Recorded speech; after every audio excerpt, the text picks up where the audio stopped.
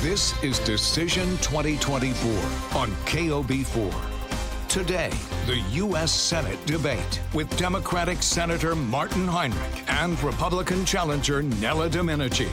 Hosted by Congregation Albert Brotherhood. Now, our moderator, Chris Schuler.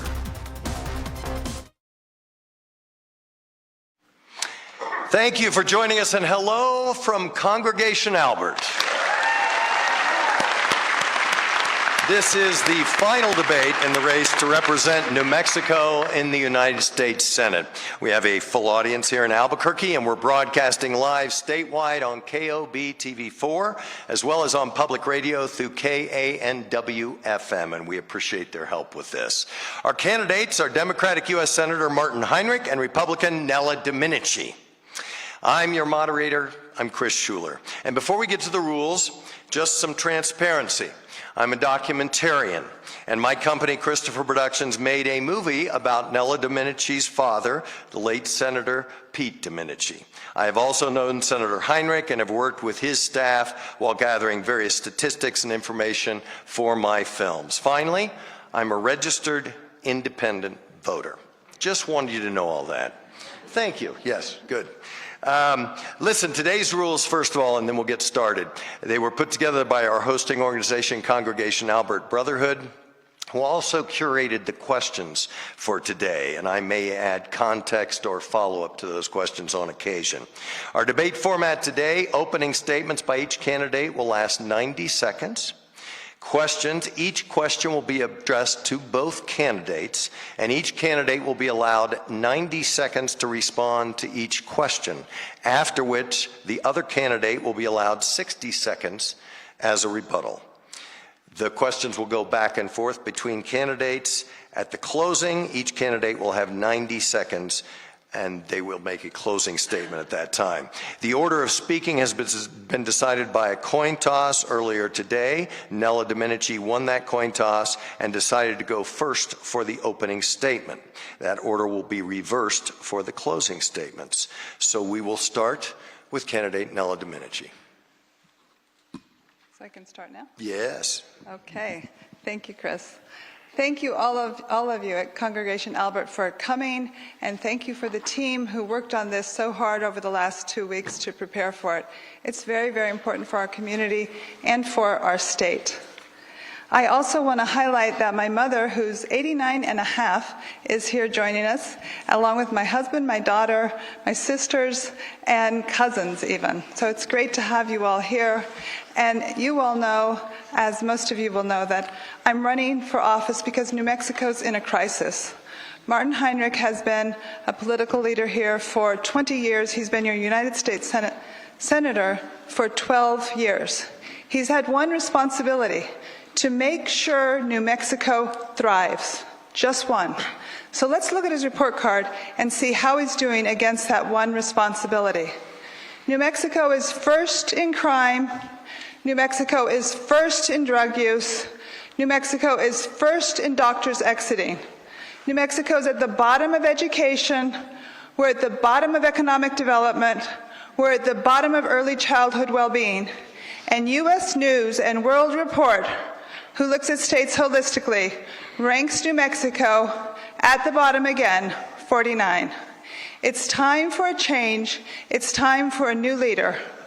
I'm a Domenici, and Domenici's always put New Mexico first. Thank you, Ms. Domenici. Mr. Heinrich.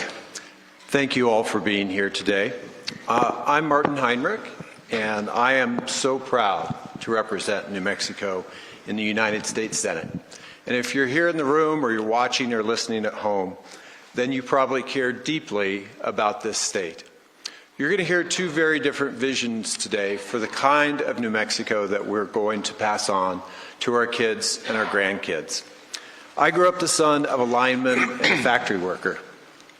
I believe in a future where good jobs are plentiful, where families can access health care, where our kids feel safe in their classrooms again.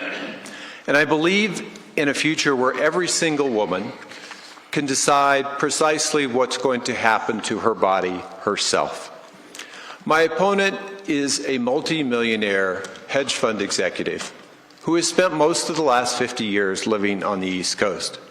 And she spent most of this campaign refusing to take a stand on some of the most basic questions. 2 weeks ago, she finally admitted that she supports Donald Trump. Now, a Trump-Domenici agenda means higher prices on the things that we buy. It means cuts to Social Security and Medicare.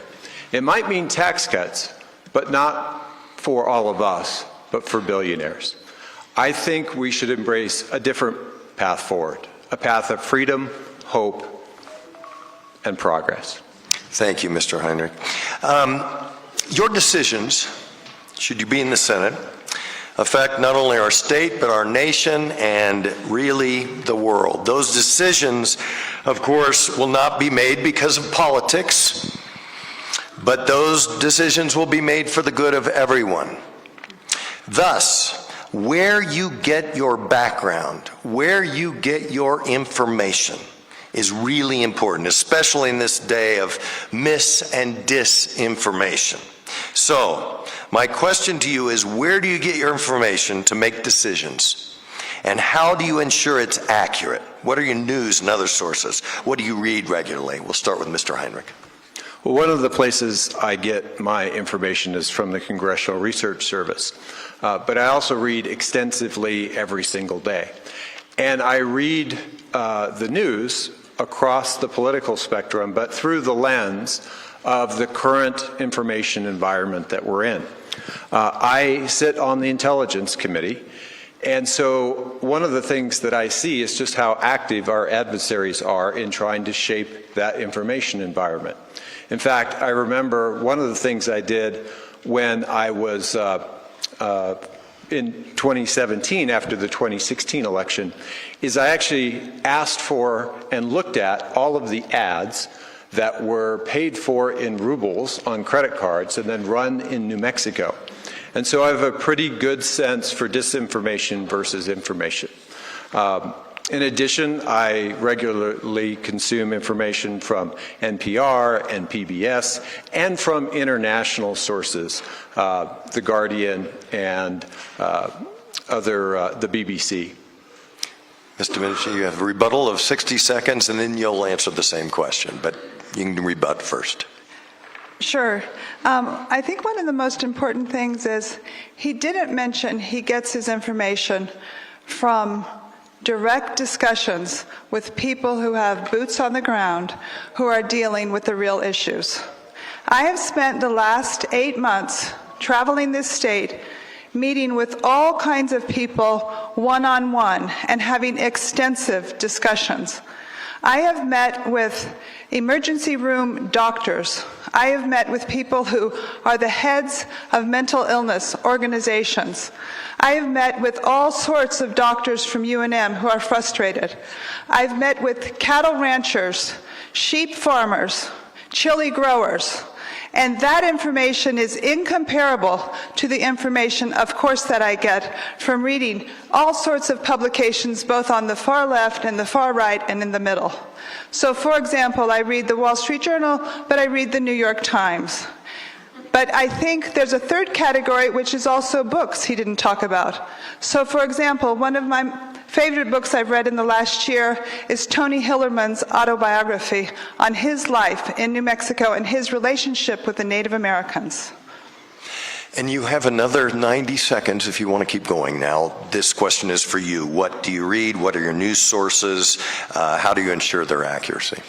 So I'll just explain a little more and add a fourth category to that. So not only do I read books, I leverage periodicals, and I have incredible one-on-ones. I also am very fortunate to have access to many people in Washington who were formerly on my dad's staff, who worked with him for decades, who in a nanosecond will take my call and help me understand a very, very complicated issue. So those are the four categories, but I want to go back to this Martin Heinrich point. It's so important you all know this, because on my journey to have one-on-one discussions, to learn from the people who are closest to the problems, I heard repeatedly from people, we went to Washington to meet with Martin Heinrich, but they only let a staffer meet. We saw him in his office, but he wouldn't come out.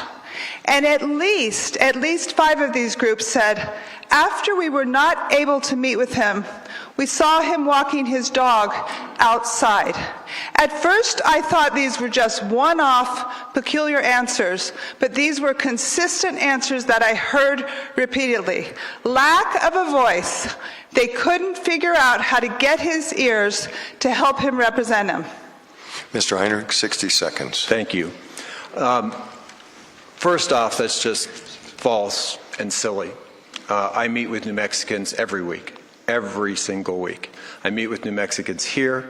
I meet with veterans like Paul out in Gallup. I meet with child care workers.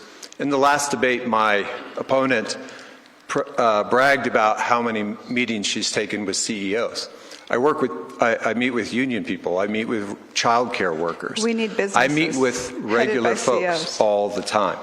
And I would urge my opponent, since she has such incredible access based on her last name, that when Speaker Johnson comes to New Mexico again, which he's come twice, that she get a meeting with him and urge him to pass the Radiation Exposure Compensation Act, because he is the one individual in Washington holding up that bill.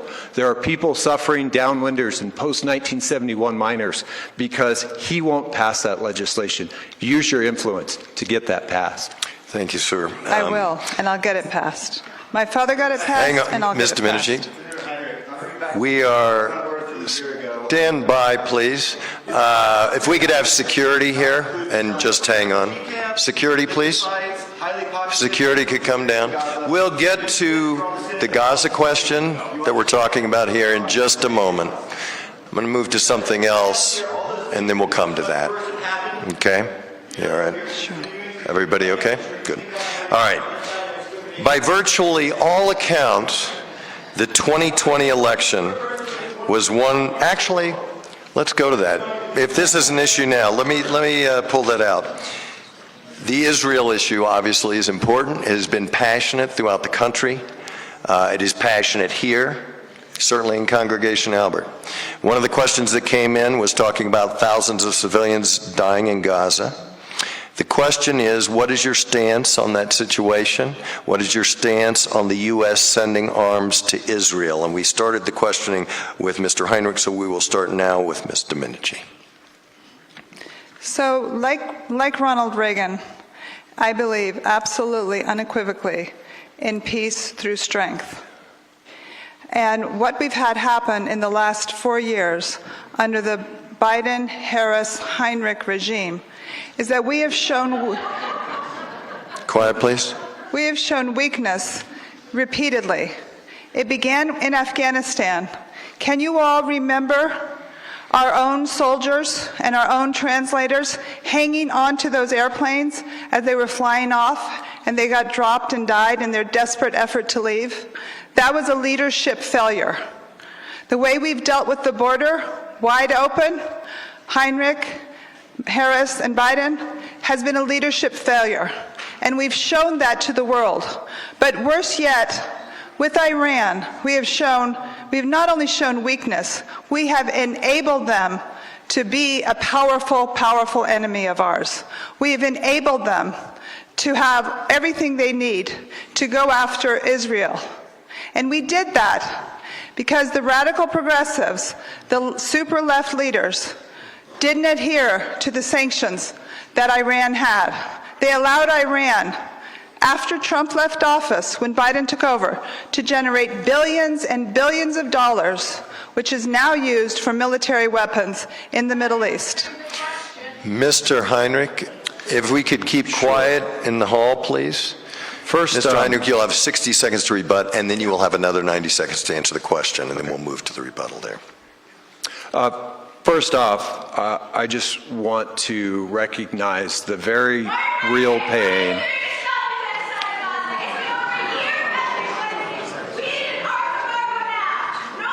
If we can have security again. Folks, we need to listen to some answers here. This is obviously a very passionate issue. may continue. If you want to get security, Jeff, to take care of all this, we'll wait for this to end.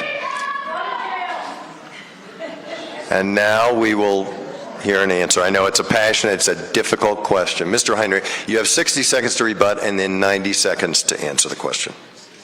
Passions are high on this issue, and a lot of innocent people have been hurt, and I deeply understand that. I want to start by recognizing the pain in this community after October 7th, which was a terrible and heinous act of terrorism. I believe where we should be right now as a nation with respect to this conflict is to seek a ceasefire that includes the return of 100% of all of the hostages. Ma'am, I also believe... Security, please.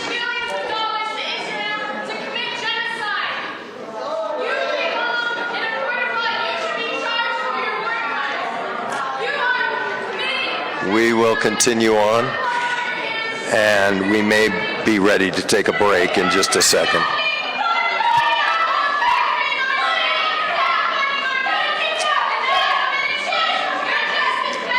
Well, we will have the response here, and then if this happens again, we'll plan on taking can we plan on taking a 60-second break? Yeah, we'll continue on. Go ahead, Mr. Heinrich. Chris, And will you make we sure should he gets use- adequate time? Will you make sure he gets adequate time? Like Yes. extra time? Yes. Extra time. Yes, we've got it here. Okay. Thank you. And thanks for that. We appreciate that civility. We should use that ceasefire to get aid and medicine back into Gaza. And we should also use that ceasefire to start to build for a long-term solution, a two-state solution.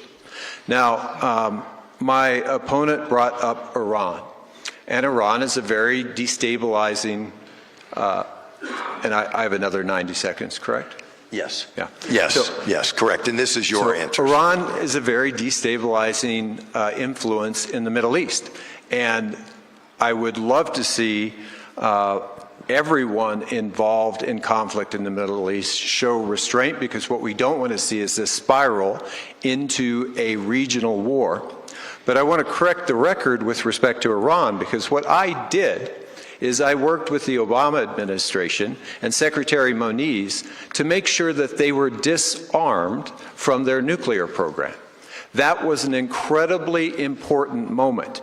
The Trump administration walked away from that. So Iran is much more aggressive today and is doing things that they committed not to do. But there was a time when we successfully not only disarmed their nuclear program, but shut down the reactor that could have caused their program to be much, much more aggressive and effective. That is my record on Iran. Very good. And Mr. Domenici, you have 60 seconds to respond. Okay, thank you. So first of all, I fully support Israel. And I think that we should be backing Israel, but enabling Israel to make their own decisions as they fight their wars in the Middle East. And if you reflect upon the last few weeks, the decisions the Israelis have made have been excellent, and the execution of those decisions has been truly extraordinary. Martin Heinrich is one of 10 or 11 very liberal senators who worked with Bernie Sanders and AOC and the like, who proposed legislation that would require Israel to check every move against some humanitarian standards before they would be allowed to do it. So effectively, this group of 11 very extreme progressives wanted to tie Israel's hand. And we've seen in the last 3 weeks, their hands don't need to be tied. They're world-class executors, and they're defending freedom in the Middle East. Thank you, Ms. Domenici. And if we could make sure all the phones are silenced, there seems to be some sound here that's distracting. Virtually all accounts of the 2020 election say that it was the most secure and accurate election in our nation's history. None of the lawsuits brought after that election were upheld or found any false voting numbers that would have had any effect whatsoever on the election.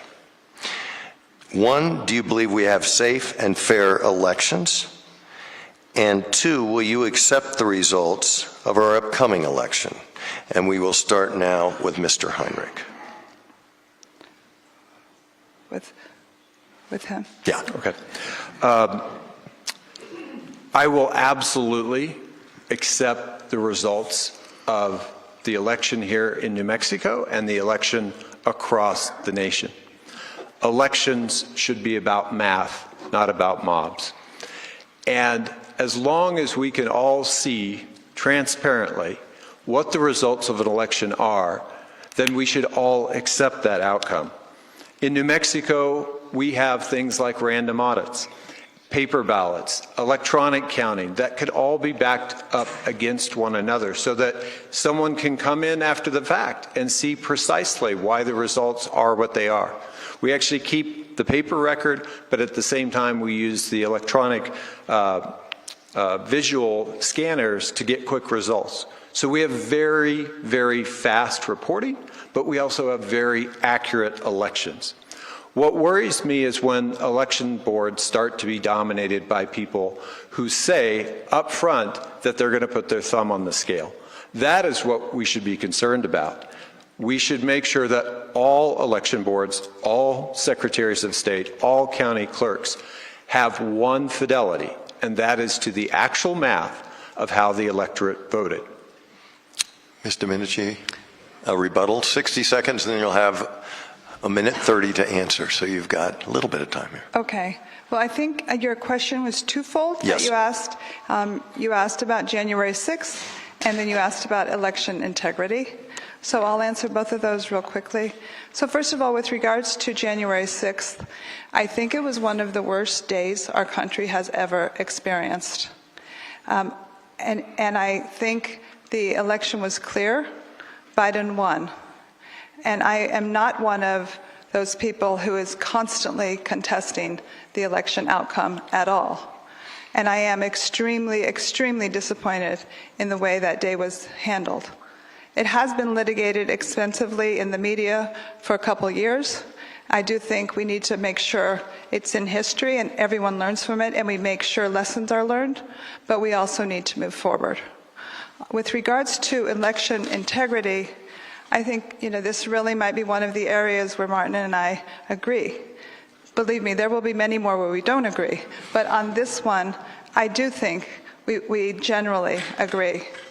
So I want to talk about the election matter that I think is really important for all of you in this room. And it relates to some of the concepts he brought up about transparency in elections. There's been many, many rumors that Martin Heinrich wants to run for governor. There's been rumors that doesn't even really want to be a United States Senator. There's been rumors that he actually wants to be Secretary of Interior. There's kind of secondary and tertiary rumors around all of these questions. So for example, he bought a new house up here in New Mexico just in time for the 5-year residency rule for running for governor. And what's really important, please take note of this. If he runs for senator and wins, and then decides he wants to run for governor, he's actually running for 2 spots. So a vote for Martin Heinrich is a vote for him and a vote for someone else. Because if he becomes governor, stick with me, he will appoint a United States Senator. You will not have a vote. If he becomes governor, he will appoint a United States Senator, and you will not have a vote. He will choose. So for those of you that are excited for us to have extreme radical progressives dominating us, you'll get 2 of them, not just 1. 60 seconds, Mr. Heinrich. Well, since we started with January 6th, I'll start there and then get to the fun stuff. My opponent is voting for the architect of January 6th. So I don't know how you can have it both ways and look over what happened that day, because I knew I know people. I know a cop who's not with us anymore because of that day. So how you can overlook all that, I do not know. I don't traffic in rumors, and I will always serve New Mexico however I think I can do the most good for New Mexico. And right now, that is in the United States Senate. Very good. Let's go to the easy questions now. And we'll start with Ms. Domenici to start. You can use your time coming up any way you like. The question will be, what is your plan to extend the solvency of Social Security? You will have 90 seconds for that. Okay. First of all, I just want to respond to a comment he made, saying, rightly or wrongly, that Trump was responsible for January 6th, and how could I vote for him? In this presidential race, I think it's imperative for all of us to vote on policies, because Kamala Harris's policies are particularly dangerous for New Mexico. She is an anti-oil and gas leader. She is anti-fracking. The oil and gas industry in New Mexico provides 130,000 very, very good jobs, some of the highest paying jobs. The oil and gas industry in New Mexico pays for our children's education and pays for much of our police force. The oil industry in New Mexico will help our country be energy independent so we can be stronger globally, so we don't constantly get into the kind of very, very serious wars that we're here now. Secondly, Kamala Harris believes strongly in wide open borders. And we're going to talk today about all the damage that's been done to our state because of the wide open borders. And Martin Heinrich backs Kamala Harris We all will the now time. move to a 60-second rebuttal to that. Then you will have 90 seconds to answer the question about solvency of Social Security.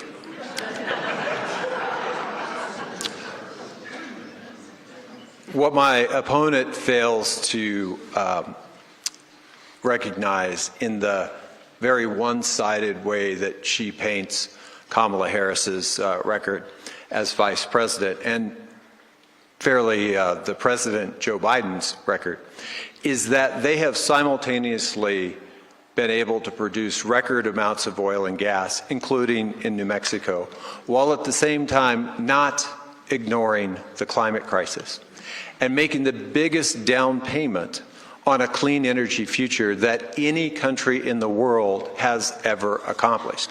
I know because I wrote substantial sections of that law. It's called the Inflation Reduction Act. And it is the biggest thing for climate that the world has ever seen.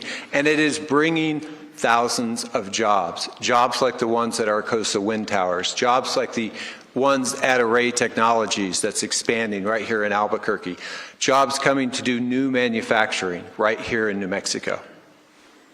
And now you have 90 seconds to answer how you would make Social Security solvent in 90 seconds.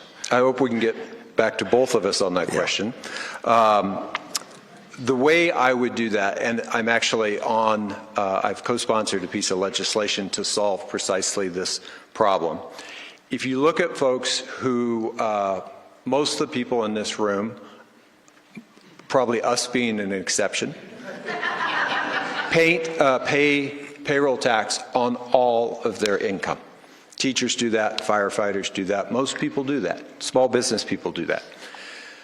If you look at people who make more than $400,000, who are way above the cap for Social Security, and you applied the payroll tax to the income that they receive from passive income, and what I'm talking about here is private equity, read hedge funds, you completely eliminate the solvency issue in Social Security, and you buy us an additional 20 years on Medicare. You have 60 seconds to rebut. Okay, I'm going to try to do 30 and 30. So first of all, I want to go back to his point about all the jobs that are coming from the Inflation Reduction Act. I want to talk about a company here in Albuquerque called Maxion, About 1 year ago today, Martin Heinrich boasted, he got tons of good press, and he talked about this great clean energy company that was going to be located here.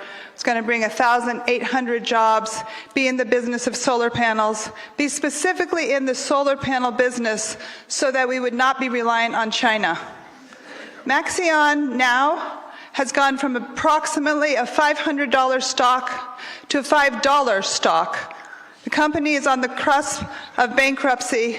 It's not employing anyone as best our research can find. And it now has a Chinese investor that's taken over the company because it has so many financial problems. So when he talks about all the jobs coming from this massive bill that was passed, that's causing inflation, that's hurting all New Mexicans, think about Maxion. Thank you for your question, or answer, I should say. This is actually a simpler question here. We're going to start with Mr. Heinrich.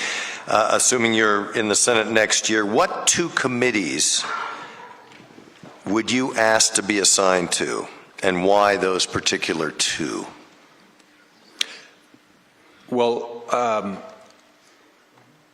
I have already asked to be on the committees that I think I can serve the state best on, and I intend to continue to serve on those committees. The Energy and Natural Resources Committee is a committee that is absolutely key to the future of our jobs, our energy, and our state. And so let's return for a moment to the Inflation Reduction Act. I don't count any jobs until they're real, but I can tell you the jobs at Arcosa Wind Towers, where those young people from Valencia County are welding some of the biggest pieces of steel that I've ever seen in my life, those jobs are real, hundreds of them. The jobs at Array Technology are not some announcement. They are here. They are here now, and those people are feeding their family with those jobs. Not every announcement is going to become a reality, and some companies will lose stock value, and some companies will even fail. But we have a responsibility to make sure that we are creating the manufacturing jobs of the future. And if you look in aggregate at the Inflation Reduction Act, it has created hundreds of thousands of dollars, hundreds of billions of dollars in new private investment and hundreds of thousands of jobs. 60 seconds. So I have 60 seconds to rebut that. 60 seconds to rebut that, and then 90 seconds to tell us the committees you'd like to be on. Okay, so let's stick with his jobs a little bit. So Martin has talked extensively about SunZia, the wind turbine company that will have 900 huge wind turbines in New Mexico. Really, that will be scarring our natural terrain. That wind turbine company is not producing energy for New Mexico. That energy will all go to California. And when the turbines are all built and up and running, it will have 100 jobs. 100. Remember I told you earlier that in oil and gas we have 130,000 jobs? And most of the clean energy jobs pay 1/3 to 1/2 of what the oil and gas jobs had. And if Martin Heinrich and Kamala Harris had their way, we would have cut many, many of our oil and gas jobs. There is not a chance on a net basis, if they had their way, and if this state doesn't get some Republicans in power to balance them off, they will cut oil and gas jobs. They will even cut ranching jobs because they hate cows as much as they hate oil and gas.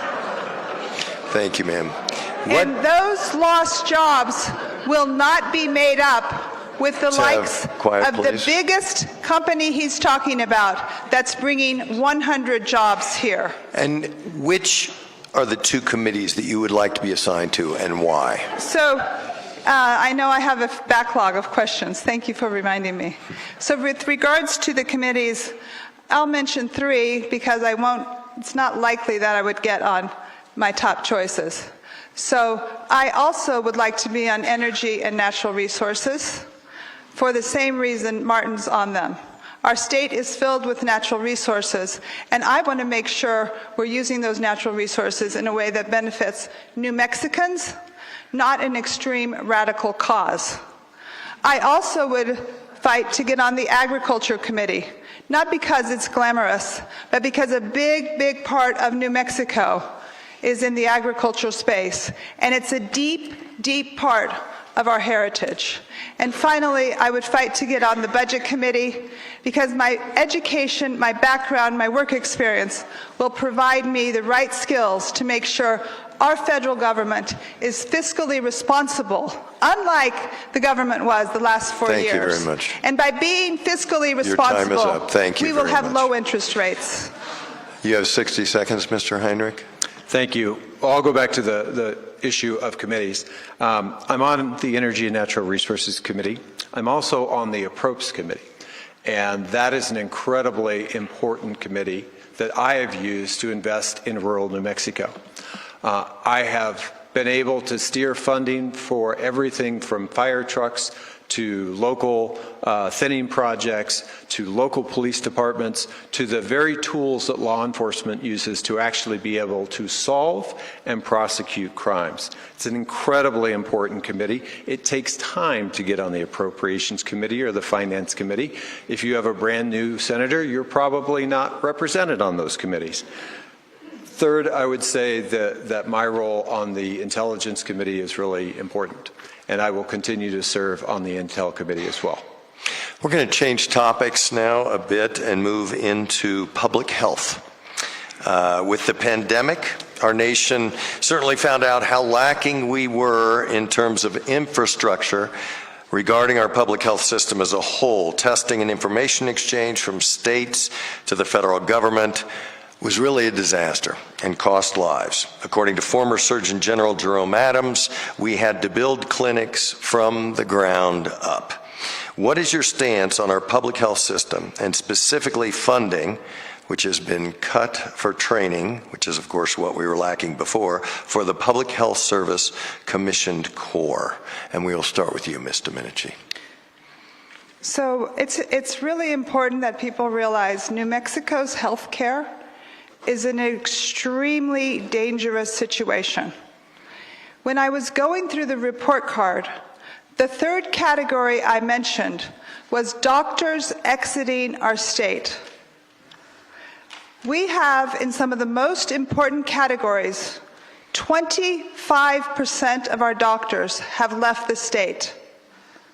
We are the only state that has, on a net basis, doctors exiting. This exit of doctors is so fundamentally problematic. It doesn't matter what kind of health insurance you have, what kind of Medicaid, Medicare policy you have, you can't get an appointment. There aren't enough doctors. And our doctors are the oldest doctors in the country. So we're the only state that has doctors leaving, and they're leaving in droves, and the ones that are staying here are going to retire very soon. And the question, I have 30 seconds to answer, is why? Let me explain why. Martin Heinrich has PACs that give money to state legislators here who are radical progressives just like him. So he's able to create a group of puppets at the state legislative level who back him. They have supported the trial lawyers who are crushing our doctors. These doctors cannot stay here because the insurance for medical malpractice is so high, and when they lose a case, they almost go bankrupt. Thank you, Ms. Domenici. And you can thank Martin now Heinrich we will for move that. to the next. I'll start actually by answering your actual question was, yes, we need to fully fund the core of people that help us detect and treat public health issues like pandemics. We were caught flat-footed because Republicans of Congress have targeted those programs for years for defunding. The House of Representatives writes appropriations bills that guts those bills. It's the Senate where we actually pass appropriations bills in a bipartisan way where we try to put that money back in, and it leaves us exposed as a state and it leaves us exposed as a nation. I agree that we don't have enough doctors in New Mexico. The fundamental thing we need to do is pay them more.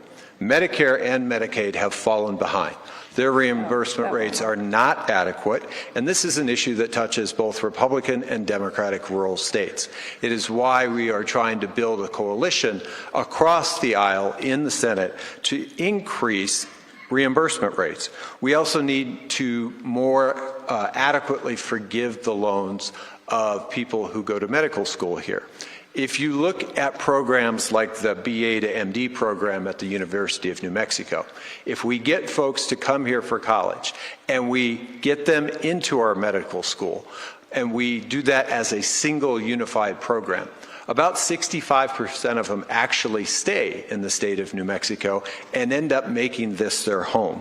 We need to not only scale that up at the state level, but we need to scale that up nationally so that states like ours have a support system to be able to get more doctors in their communities.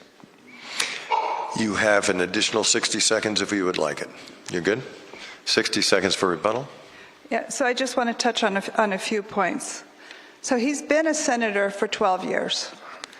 I have had 30 of the best doctors in this state reach out to me and say, can we meet with you alone or in groups, in person or on Zoom? We're desperate because we have no voice in Washington. These are doctors who've called me to say, you need to understand, Medicaid and Medicare set their compensation 20 years ago, and many of the fee schedules are 20 years old. Our doctors, the ones we want to stay, are getting paid at fee schedules that are 20 years old. But that's not the problem. The problem is a voice. These doctors have said, Nella, meet with us because Martin Heinrich won't meet with us. He won't sit with us, and he won't go to bat and fight for the wage increases that we need on these fee schedules. Thank you very much. We will start this one with Mr. Heinrich. Women's reproductive rights. Wide open. Wide open. Great. It's all needs to be said. Yeah, I think it is all that figure needs to be said because we are in a post-Dobbs world right now. And how did we get there? We got there because some members of the United States Senate thought that they could have it both ways. There were members of the Senate who confirmed Supreme Court justices who thought that they could be quote-unquote pro-choice and at the same time confirmed justices that would take away a woman's fundamental right to control what happens to her own body. This is the exact same kind of position that my opponent is taking, where she says, I won't vote for a national abortion ban. But the first thing she's going to do is elect a leader in the United States Senate if she is lucky enough to be victorious in this race. Republicans will control the Senate. They will elect John Thune or John Cornyn leader. And those guys, those white men, who also confirmed those justices, have said unequivocally that they want to take away that right on a national level. That is what's at stake in this election. My opponent called a national right to abortion a sham. She said that the words pro-choice don't even have meaning anymore. Ask the women traveling here from Texas if the words pro-choice don't have any meaning. Mr. Domenici, you have 60 Sure. seconds to rebut that and then 90 seconds to answer. Okay, so let me start with my policy on abortion because it's been terribly clouded over the last few months. And the reason it's been clouded and misrepresented and lied about is because Martin Heinrich thinks he knows what I will do, and he thinks he knows that I will lie to New Mexicans and tell you something today and do something very different 200 days from now. And he has told the world his lies, that what I'm saying today I will not hold true in 200 days from now. My policy is very, very clear. Like Bill Clinton, I think abortions should be safe, legal, and rare. Women should be respected and trusted. Babies should be loved and wanted. I respect that the Supreme Court put the rights to abortion at the state level. I respect that. And I will abide by New Mexico's current abortion policy, which, as you all know, is among the most liberal in the United States of America.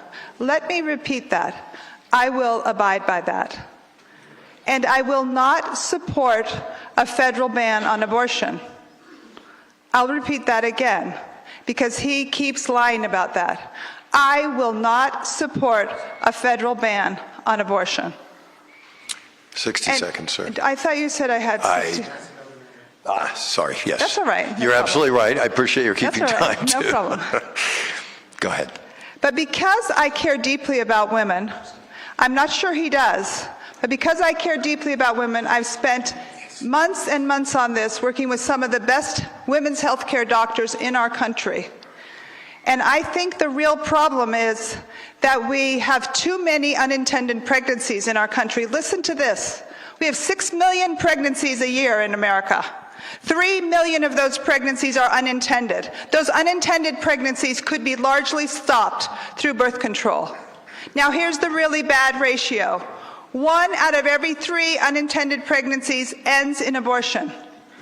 I want to have better birth control so that we don't have 1 million abortions a year. And the way to do that is to have great birth control and make sure women are educated on it, that it's accessible to them, and that it's affordable to them.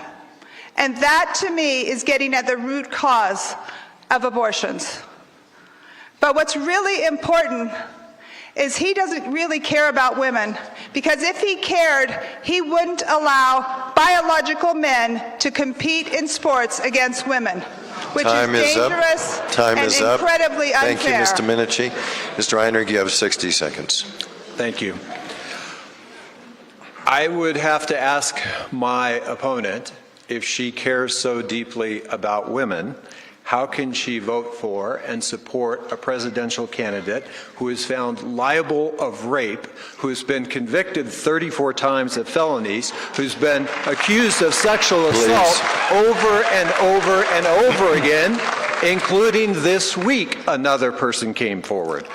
I don't know how that's caring deeply for women. I'm also not arguing what's in her head. I'm not arguing how she's going to vote. I'm saying that the actual result of putting Republicans in charge of the Senate is to put us much closer to a national abortion ban, no matter who she elects as the next majority leader for the Republican Party in the Senate. We could debate this for a long time, and I know you would like to do that, but we have just a few more minutes, and I've got 1 or 2 more questions. If we can get to those, that would be fabulous. We'll start with you, Ms. Domenici. This person is most concerned about climate change, and for us in New Mexico, that means an incredible amount in terms of our risks, our water, our rivers. What actions would you take? And I guess the seminal question is, do you believe that there is an issue with climate change? Should that be a high priority? And what actions would you take in that regard? Ms. Domenici, you have 90 seconds. Okay, so having clean air and clean water, healthy air, healthy water, and well-preserved nature is, of course, absolutely hugely important to me and hugely important to, I imagine, everyone in this room. When we deal with climate change questions, which are very, very important, we always need to look at the narrow situation of what is the pollution that's causing it and what's the magnitude of that pollution. But we need to look at more than that. We need to look at what's happening to the jobs as a result of that industry. And if we get rid of one industry, what happens to the jobs? And we need to ask, if we get rid of one industry, what happens to the taxes and the community? And we need to ask, if we get rid of one industry, what happens to national security? It's not a simple, linear question. There's always these correlative, very important questions. So I spent time at Shiprock. Martin Heinrich and his colleagues decided to close the utility power plant at Shiprock. When I spent an entire day there meeting with all the leaders, every type, I asked them, what's your unemployment rate? And they told me, we're not sure, but it's somewhere between 70 and 80%. And the unemployment problem is so bad that the parents have left Shiprock and left their kids there alone to live with the grandparents. Thank you very much. We'll come back. We've got 60-second rebuttal and then 90 seconds to discuss the issue. Climate change is real. Chemtrails are not. We need real scientific policies to deal with these issues. The market moved. Coal is not going away because someone decided to shut down that coal-fired generating station. Coal went away because it is no longer competitive in the market and because we made clean energy dramatically cheaper than coal-fired generation. You promised them jobs. I've passed the IRA. We're going to continue that work with the industrial sector, which we still need to figure out how to cheaply decarbonize. And I'm going to pass permitting reform, bipartisan permitting reform. My opponent likes to make fun of SunZia. It's having a $20 billion impact on Arizona and New Mexico. All those ranchers who have turbines are getting thousands and thousands of dollars in leases per year per turbine. The county tax rates collection is up 350%. And union IBEW laborers are building it with the biggest project labor agreement in 30 years. This is progress. It's not at the expense of any other jobs, but should we embrace it? Absolutely. 60 seconds to rebut. So with regards to embracing clean energy related companies, I agree with Martin that our state needs diversification. We need to be strong in oil and gas, but we also need to be diversified across the spectrum in wind and solar. But as we move into this diversification, we also need to care about national security. For example, so right now, electric vehicles are heavily reliant on batteries, which are made in China. Right now, solar panels are heavily reliant on panels, which are made in China and are made with some of the groups that have the highest human rights violations imaginable. So this is yet another example of how, when we think about having clean energy, we need to think hard about jobs and national security and the community much more broadly than I would argue Martin Heinrich has, because he would destroy oil and gas. He would destroy the jobs and the income if he had his way, and don't forget that. And the time is up. We're just coming close to the last few minutes. I'd like to get a couple more questions in, so if I may, we'll give you each 60 seconds on these questions. You will have 90 seconds at the very end for your final statement. Is that all right with both of you? Okay. We will start this with Mr. Heinrich. What, if anything, would you do to protect the rights of New Mexico workers? What is your position on right to work? Right to work, I experienced that as a kid. It's right to work for less. It is a disaster for working people. My mom worked first as a seamstress and then in an auto factory. She worked at in a right to work, quote unquote, state. And the reality of her life experience was that she got paid less and she had no control over the hours that she worked. When I was in junior high, I learned to cook. Not because I wanted to learn to cook, because my mom would get up at 4 in the morning, and by the time she got back at the end of the day, she went to sleep. And she was working in a wheel factory, not 40 hours a week, but 7 days a week, 3 days on, 1 day off. My mom was 5 feet tall. She had to sling 15-pound wheels for 3 weeks at a time with overtime every single day. That's what right to work will give you. I support workers. Thank you, Mr. Heinrich.